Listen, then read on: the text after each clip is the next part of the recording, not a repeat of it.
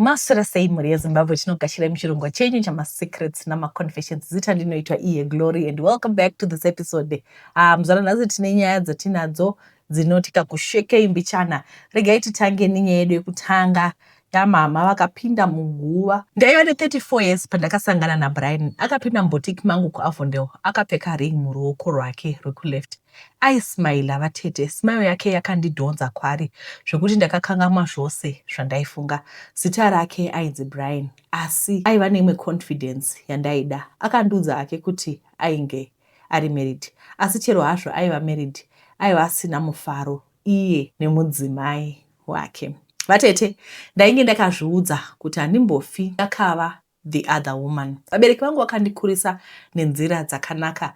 Mai vangu vainge vandiudza kuti usafa waumba mufaro wako nemusodzi umwe mukadzi. Asi vatete, kuva lonely kunoita kuti zvaunotenda mazviri zviite senge zvisina maturo. Brian aive nemumwe muitiro wekuita sekuti ndinzwe kuti ndakasarudziwa. Aiti mudzimai wake ainge asingamunzwisisi, ainge ongogarira vana mumarriage. Aida kutosiya mudzimai wake, asi ainzwira vana vake tsitsi. Vatete, ndakabvuma zvaaitaura. Mwedzi yakaita makore, ndikava secret yake. Taiita ma-weekend phone calls, tichinosangana kumalodge muchivande. Aingopa excuse yekuti aida nguva. Asi nguva yakaita makore, ndainge ndisingaroorwi. Mukadzi wake ainge asingamusiyi, aidzokera kumhuri yake zuva rega rega. Ndainge ndakavhura ghost account, ndichiona zvese zvaitika. Vaitorwa mapicture, vachiratidza kufara chose, saka kusawirirana kwaibva kupi. Vatete, kumirira Brian kwakatanga kundidya. Ndakava bita, ndainge ndapedzegwa nguva. Musi webhavhadhe rangu akakansela maplans atainge taronga. Ndakanzwa kusagadzikana mukati memwoyo wangu. Ndakaudza shamwari yangu, akati ainge ane munhu waanoziva. Aiti pashiraini pake, ukasabva nemurume unenge une zvinokunetsa. Asi ndainge ndisingatendi mune zvakadai. Asi ndainge ndaneta nekurindiswa dhongi rakaora, so ndakaenda. Vatete, ndakati ndichisvika akabva anditi, unoda munhu wemunhuka iwe. Amai ava vasandifendera, vaida kuti ndide wembwa here. Murapi akati murume aindida, asi aidawo mudzimai wake zvakare. So zvandaifanira kuita kudambura bhondi riripo pakati pemudzimai nemurume kuti bhondi rangu naBrian risimbe. Murapi akaenda neni kuGlen Forest, kusection inovigwa vana. Takasvika panga pachangobva kuvigwa mwana. Takafukunura mavhu. Akandipinza vatete muguva.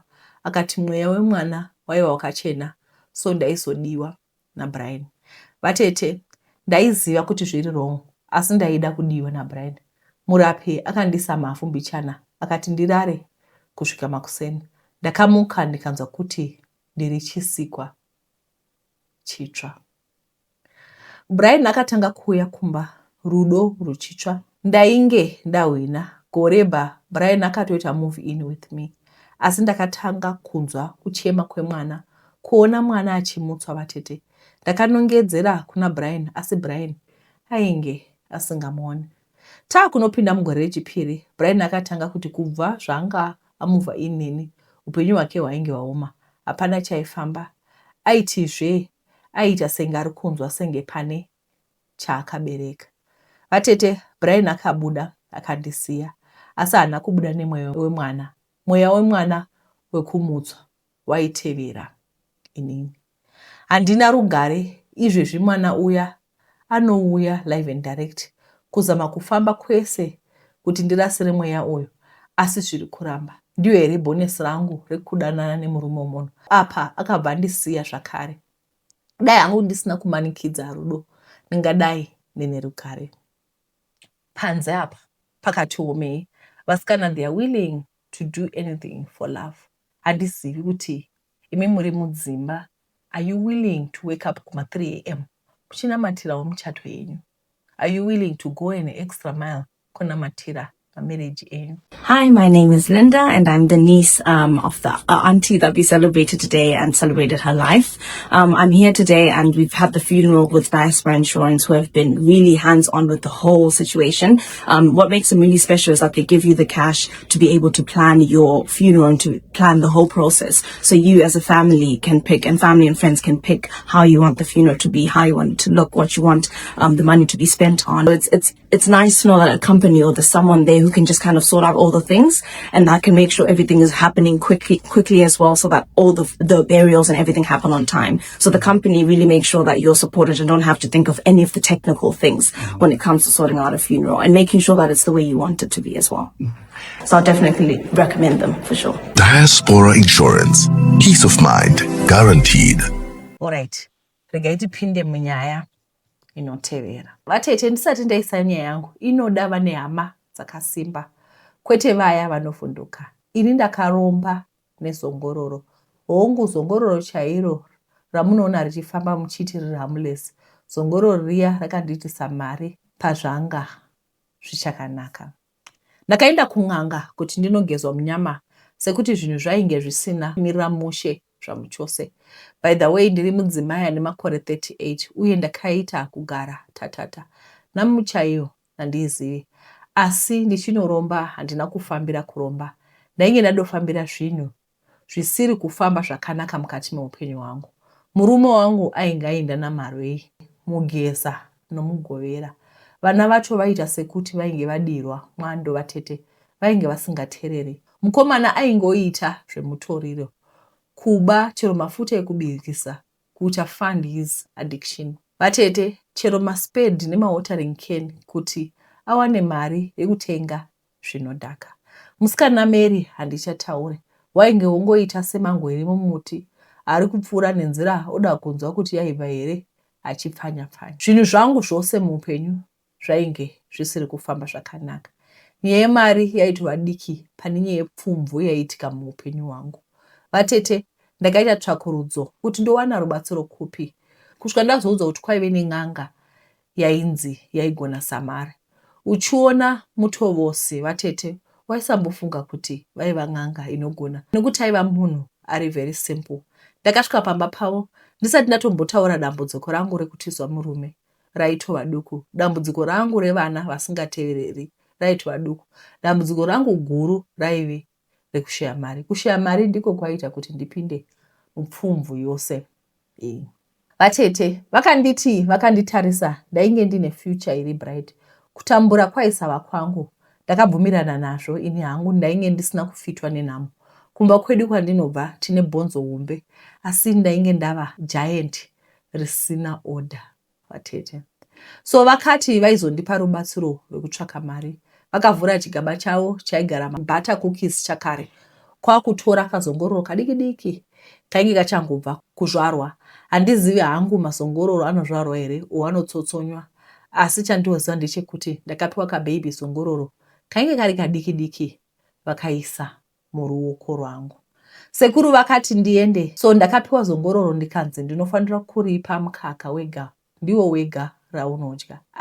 Chete, ndaizotenga iwo ma 2 liters anofamba achidaidzirwa makuseni kunzi mukaka wauya, mukaka wauya. Ndakatevedzera zvandainge ndanzi ndiite. Zongororo iri raingoma mukaka, asi kumwa kwaraita mukaka ndiko kukura kwaro. Kukura kwaro kwaiva kukura kwemakumbo aro. Kukura kwemakumbo ndiko kuitawo kwangu mari. Saka chionai mawandiro emakumbo ezongororo. Kwandiri kukura kwegumbo, vatete, zongororo richikura ndiko kuwanda kwaiita mari yangu. Vatete, from munhu asina basa kusvika kumunhu aiverengwa kuti ava nemari yakasvinura. Chero murume wangu ainge atiza aizenge adzoka, ndaizviziva kuti aisavenga rudo kwandiri, asi aivenga mari. Asi ndaiona sekuti zviri nani kurembera pane kudona. Zviri nani kunzi unzi une munhu mumba. Chero vana vangu vainge voita misbehave vaizenge vatwasanuka serula. Ndiani angaramba achiita zvemutorire. Ipo pamba painge pana baba. Musikana ainge azovhura boutique yake achitora ari macontainer kubva kuChina. Example yemunhu ainge abudirira kwaibvi Gweini. Example yemhuri yainge yakaropafadzwa. Tisu tairewa upenyu hwedu hwainge hwoflowa. Hama dzaishaya taibatsira. hakuna airara nenzara, nherera dzisina anobhadhara mari yechikoro taibhadhara. Ndiani angavenga munhu anoita zvakanaka? Hapana. Hapana hama yaifa. Ndakaona kuti kuva nemari kunoita kuti uwane respect kubva kuvagarisani vaunenge uchigarisana navo. Ndinonzwisisa vanhu vanoromba. Baby Zongororo akakura. Ndakatanga ndichamuviga pasi pemetress randainge ndakaboora kasaga kaya kanoiswa pasi. Svika ndaona kuti rakurisa rinogona kuzoonekwa. Ndakanotora Zongororo ndikanoisa kucottage. Cottage hakuna aisvikako zvakanyanya. Chokutanga vanhu vaiva busy neupenyu hwavo kuti vasvike kucottage. Chepiri cottage kwaishanda sestorage. Makeys ndaigara ndakaisa paboard apa ndichiti kwaiva nezvinhu zvangu zvakakosha. Mhuri yangu yaiva iri busy kuchinjanisa mota nekurarama upenyu hwavo kuti vanotise kuti pane chaiveko kucottage. Now imagine vatete mawandiro akaita makombe mazongororo. Ichi gumbo raiunza mari yayo. Tainge toita kuti wina mari. Kukwira ndege dzine mutupo vatete ndaizenge ndafiniwa nako. 3 years ndichifidha Zongororo rangu nemukaka. 3 years ndichiita mari. Zvose vatete zvakatanga kusanduka. Zongororo parakatanga kusanduka rava kuramba mukaka wemhuka. Zongororo rainge rava kuramba wembudzi kana wemombe. Saka ndakatsvaka plani ndikati ndodii. Ndainge ndotenga wevanhu ndichivabhadhara mari iri nani pebhodhoro. Ndaiti ndiri kuda kunopa mucheche aiva namai vainge vakashaya kozvekutenga human milk zvagara zviriko. Ndakamboti budirirei kwemwedzi asi pakazoita matambudziko maviri. Dambudziko rekutanga, umwe reliable supplier wacho akatanga kuda kuona rusvao rwacho. Zvaisataurika kuti hakuna rusvao asi kune Zongororo riri kundiitisa mari. Dambudziko rimwe rechipiri raiva rekuti Zongororo ranga rava kuda kunwa from the source. Kuiswa pachaja live and direct vatete kwete zvekumboiswa muchiplastic. Nai veduwe manje aibvuma kuyamusa Zongororo netukumbo twaro ndiani. Ndainge ndava parumananzombe. Zongororo iri ranga roramba rondipa mademands.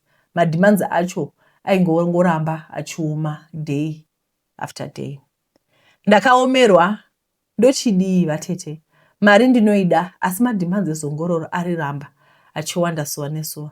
Murume wangu nevana vangu vaiva busy kuti vanotise zvaiitika. Ndaizama kuvanza Zongororo vaingofunga kuti ndaiita mamega deals aiunza mari. Ndakatombobuda mupepanhau mutelevision semukadzi weumare vatete asi pamaoko angu ndainge ndava nedambudziko guru. Ndoita sei neZongororo? Mukaka wevanhu ndowanepi? Ndowanepi fresh and direct kubva kusource? Ndakaita mubvunzo isina anogona kupindura. So ndakadzokera vatete kuna sekuru. Ndida kuzama kunzwisisa kuti ndodini kuti Zongororo risaramba richiita mademands ekupenga. Sekuru vakati hazvinetsi, Zongororo rainge rava kuda ropa.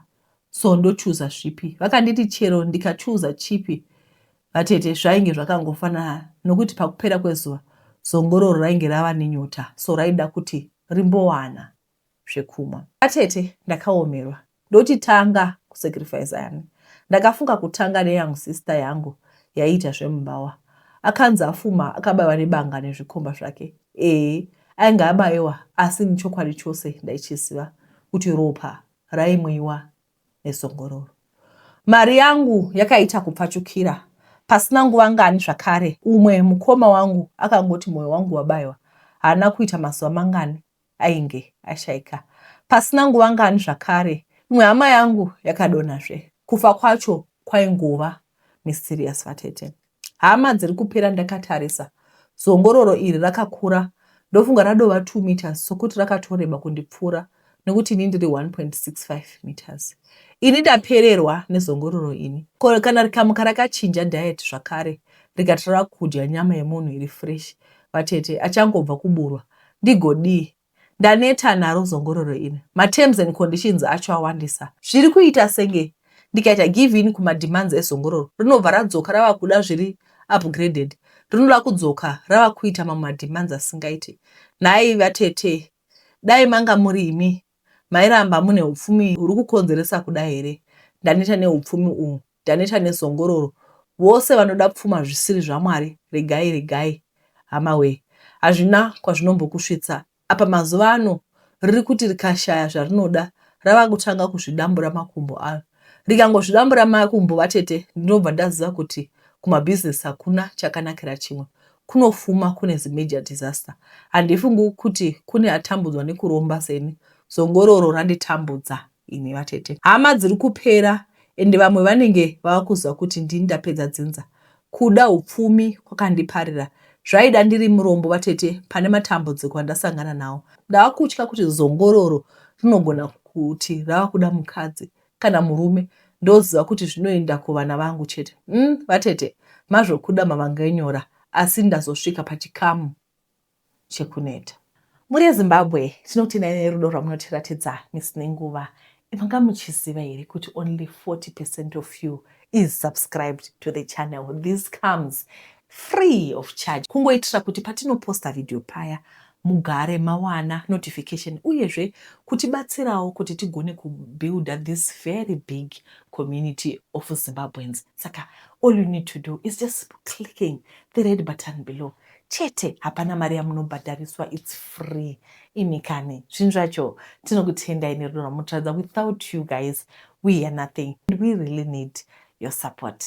Alright, regai tipinde munyaya inotevera. Iyi nyaya iri kubva kuTikTok. Thank you guys vari kuTikTok nekutitumira nyaya dzenyu. Regai tipinde munyaya yedu. Nyaya yangu yakamira seizvi. Mumba medu takazvarwa tiri 10 but tasara tiri 7. Mukukura upenyu hwainge hwakaoma. Taipinda chechi iyoyo kugera musoro. Baba vaishanda zvakanaka but chechi vainzi unofanira kuita vakadzi vakawanda kuti unzi uri murume chaiye. So even vaishanda basa rakanaka, mari yacho yaisakwana. Mai vedu ndivo vekutanga tairarama nekutengesa madomasi nekurima muriwo tete. Regai ndipe yambiro kuvarume vese. Kana waroora try to love madzimai enyu. Roorai manyatsofunga mude madzimai enyu. Back to my story. Mai vedu vakanga vasabatwi zvakanaka nekuda kwemamwe madzimai aya. Tete ndinofunga mai nababa vakaroorana kuma 1971 ikoko. But vana mai nini vakazovapo 2003. Kuroorwa kwemamwe madzimai kwakakanganisa utano hwamai. Takatoona late kuti mai vane BP, vaizvimba makumbo nekumeso. Mai vakazoshaika 2007. Ndipo pakatanga nhamo yose. I was grade 7. My young brother was grade 2. Basa rababa ndambotaura rakapera the same day rakafa mai vedu. Takashurwa nenhamo tete. Vana sekuru vakatora everything zvaivapamba, ndati everything. Chikoro baba vakati havasisina mari kuti bhadhara school fees. Tese the young brother 2008 yese hatina kuenda kuchikoro. Then vana sekuru vaya vakatitora, upenyu hukachinja. Vana sekuru vaitibata zvakanaka. Vakatiendesa kuchikoro kusvika form 4. Tete pataigara kwasekuru tairima. Kuti varungu vaivapa mainputs ekurima fodya vaishaya neremo muromo. Okay, kuchikoro maclassmates aitiudza kuti sekuru venyu vane mushonga. Ndaisada kana kuzvinzwa, ko sekuru vangu ndaivada. Takapedza chikoro zvakanaka ndikapasa. Dambudziko rakazouya ndakudawo kuenda mberi. Vaisazvida sekuru vangu. Ndofanira kukupa munda worima. That was not my dream tete. Taida kuita teaching or nursing. Takatanga kusawirirana vachiti ita zvekurima. Okay, why tete sekuru vaitida zvakadai? Muchazvinzwa zvenyu chikonzero chacho. Ndakazotiza nekusawirirana ikoko ndikanogara kwaMutare. My dream was kuzviendesa kuchikoro ndiite zvandaida. Mari haina zvaikubatana pamusaka peekonomi yedu. Ndakazouya kuSouth Africa ndikaita course yekusona. Then I opened my shop. Tete zvinhu zvaisafamba zvakanaka. Sekuru vaya vaiti you never do anything. Ndisipo. Ndini ndakabata upenyu hwako. Sure, zvaioma. Even ndikabata mari yaingopera zvisina tsarukano. Until one day ndanzi nemasowe ndivabatsire kutakura huni dzavo. I mean vaya vanorara mumakomo. Ndakakumbira friend yangu mota ndikaenda kuhuni dziya. Ndichingosvika tete murume akandiudza background iya yese. Then he told me kuti sekuru vako vaikushandisa sechikwambo chavo munda. That's why zvinhu zvavo zvaiita uripo vanga vakatora laki rako. Vakandipa mukadzi ari spiritual. Ndakarwadziwa. It was true cause the nevasikana ndichirambwa. Apa I'm a very straight person. Ndaimboita futi zvechikorokoza. Mari ichibatika but hapana chine musoro chaibuda. I thank God to use that man akandibatsira. Ndakazowana mudzimai last year tikachata. We are happy nemudzimai wangu. kubasa handingati ndava nemari, but I can manage everything nemabills. Sekuru vaya mota dzavanotenga dzese dzakagara pamatombo, ndinotya kana kudzoka kumba kwavo kunovaona nekunovaratidza mudzimai. To my brother, thank you very much for writing to us. Manzwa chidzidzo chekutanga hanzi kuvarume vose kana waroora try to love mudzimai wako. Nyatsoroorai manyatsofunga mude madzimai enyu. Amen. Amen. Uri amataura hapana kuti amen nodarika ipapa. Handiti Bible rinotaura kuti husbands love your wives and wives submit to your husband. It's simple. Imi vakadzi mukaona vakadzi vayo vanenge vari busy kuti ndoda mukomana muchipa wakomana. That's not your duty. Your duty is to be loved, madzimai. Thank you, Mukoma. Thank you for making it straight. Madzimai basa renyu nderekudiwa. Imi muchisubmit. Varume muchida madzimai venyu. Because muri kuona nyaya yose kuti tinge tiverenga nyaya iyi nhasi. It's because mama vakatorerwamo mudzimai. Mama havana kubatwa zvakanaka. Ende kana pava nechinyowani zvechisharo hachisina basa. Asi amai first wife ndiye indlu nkulu. Ndiye munhu anenge akadzibata pamusha apa. Ende handimaona kuti kufa kwakaita mama.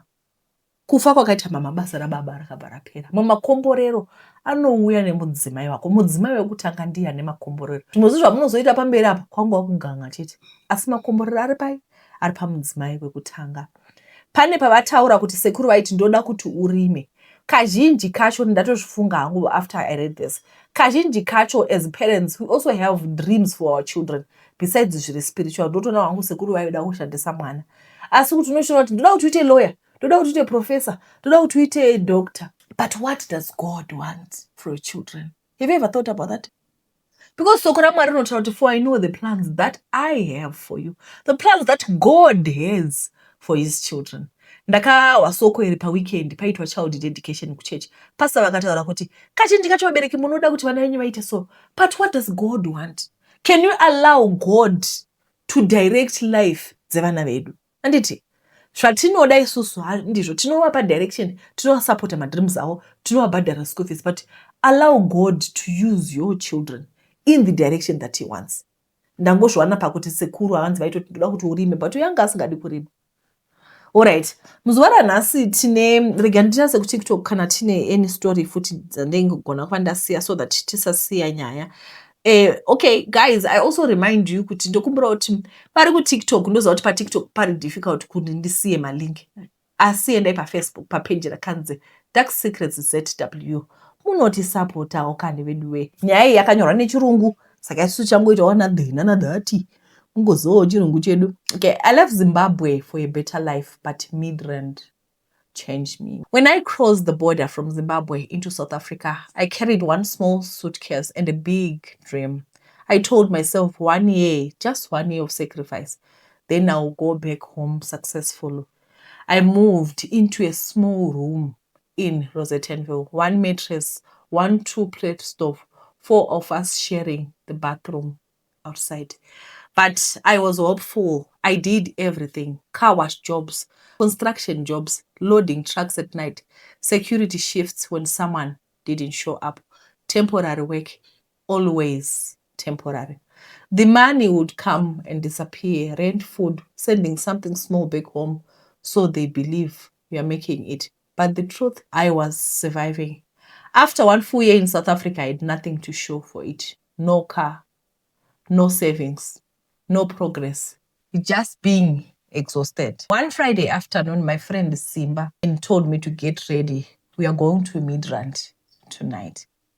Midrand for what? Hanzi kwainge kune party yema Mercedes. Kaseka, Mercedes is in the car. Akati yes, yainge iri all white party, big boys only. I almost didn't go. I didn't even own proper white clothes. I borrowed a white shirt from my roommate, ironed it carefully like I was ironing my future. We took a taxi to Midrand. The moment we arrived, my heart dropped. White Mercedes everywhere, C-Class, AMG, GLE, all shining under the lights, and the people stepping out of them.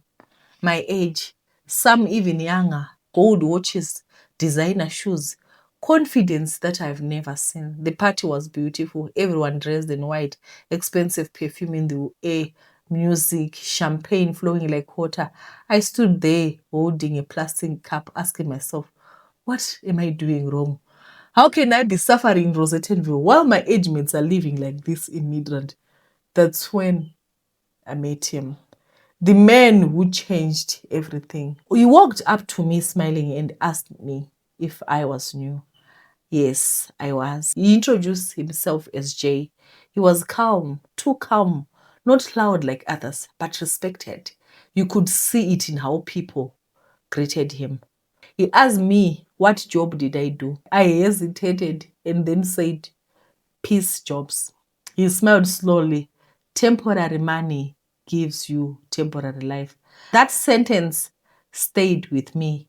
Later that night, I saw him getting out of his white AMG and he asked me, did I wanted also this life? Of course I did. He didn't laugh at me. He didn't judge me. He just said there are levels to survival. Some people work hard. Some people work smart. Some people work differently. I should have walked away, but hunger doesn't let you walk away. He started slow, small errands, delivering pockets, collecting envelopes, cash payments, more money in one weekend than I made in a month of construction. I stopped asking questions. I upgraded. I bought better clothes, sent more money home. For the first time since arriving in South Africa, I felt powerful. But the jobs became riskier. The packages became heavier. The people we met at night didn't look like businessmen. I realized this was not a hustle. It was crime, fraud, stolen identities, money laundering, and something even darker. One night, Jay looked at me and said, once you eat with us, you don't leave the table. That's when fear finally replaced excitement. The police raided one of the apartments we used. 3 guys were arrested. One disappeared completely. Jay told me to stay calm, but I couldn't sleep anymore. The same cars that once inspired me now looked like traps. I thought about my mother in Zimbabwe, the sacrifice that she made for me to cross the border. Is this what I came here for? To become rich or to become lost? I moved out of Rosettenville thinking poverty was my enemy. But Midrand taught me something else. Desperation is more dangerous than poverty. That Mercedes party showed me 2 parts. One that shines fast and burns out. One that struggles slowly but lets you sleep at night. I chose to walk away, but it wasn't easy. I told you that I walked away, that I chose freedom, that I left the dark world behind. That's what I tell people, but that's not the full truth. After the police raid, I told Jay I was done. He didn't argue. He just looked at me and said, you don't leave. You fade out slowly. For weeks, nothing happened. I stopped answering calls. I changed apartments. I blocked numbers. I went back to doing piece jobs, back to construction, back to loading trucks, back to sweating for 250 Rand a day.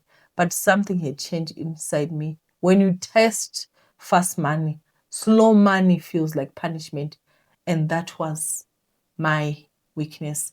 3 months later, I got a call from a private number. It was Jay. He needed a small favor. After that, I'll go back to my life. One small favor. That's how it always starts. He said, I just needed to drive a car from Midrand to Pretoria. Nothing inside, nothing complicated. Just a delivery. I needed money badly. Rent was overdue. Home was asking for help. So I agreed. It was the same white AMG, the same smell of leather, the same feeling of power. As I drove on the freeway at night, I felt that rush again. Maybe this will be the last job. Maybe this will reset my life. Halfway to Pretoria, blue lights flashed behind me. Police. My heart stopped. I told myself to stay calm. The car was clean, right? They said the car, nothing. Then one officer opened the boot. That's when everything collapsed. Hidden under the floor panel were unmarked firearms. Not one, several. My legs gave in. I didn't even know they were there. At the station, while I was sitting in a cold cell, I asked to make a call. I called Jay. His phone was off. I called Simba, the friend who invited me to the Mercedes party. He didn't sound surprised. He just said quietly, "Brah, you are never part of the circle." I was never being mentored. I was being positioned. The new guy, no permanent address, no strong documentation, no connection. The perfect fall guy. When things get hot, you sacrifice the newest member, me. While sitting in the cell, I saw something on the small TV mounted in the corner. News headline: Major crime syndicate leader escapes the country. And on the screen, Jay, smiling in an old photo. They said he left South Africa. The job was never random. It was timed. It was unlucky. I was chosen. I came to South Africa to escape poverty. Instead, I almost lost my freedom chasing shortcuts. Rosettenville was hard, but prison would have buried me alive. I'm telling you this story because by some miracle, lack of fingerprints, lack of direct links, the case collapsed months later. Insufficient evidence. I walked out, but not the same person. Now, when I see a white Mercedes in Midrand, I don't see success. I see bait. And sometimes I ask myself, how many other boys from back home are at the same party right now, thinking they found their breakthrough?